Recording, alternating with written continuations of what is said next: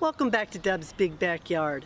I'm Deb, and since early spring through the first day of summer, we have been tracking the nesting behavior of a pair of Cooper's hawks who have taken up residence in Southeast Oak Park, our neighborhood.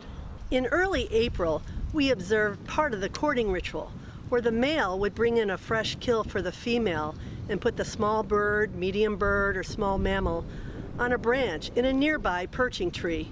The male Cooper's hawk would do this for his mate for about a month before she laid her eggs.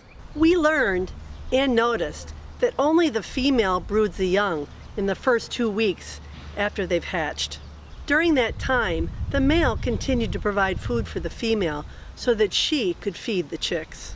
Once the chicks were in the nest and growing, the male would perch himself in a nearby tree, and if anyone got too close, he'd warn them.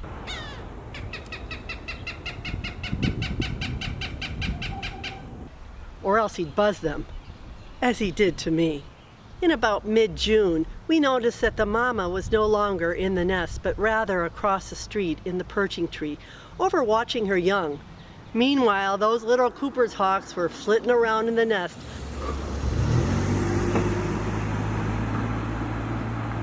learning how to fly, preparing to fledge.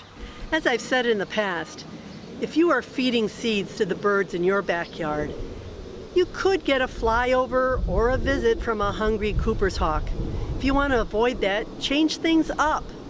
Take away the seeds for a couple of days, and perhaps that Cooper's hawk will move on. I'm Deb. This has been Deb's Big Backyard. I'll see you next time.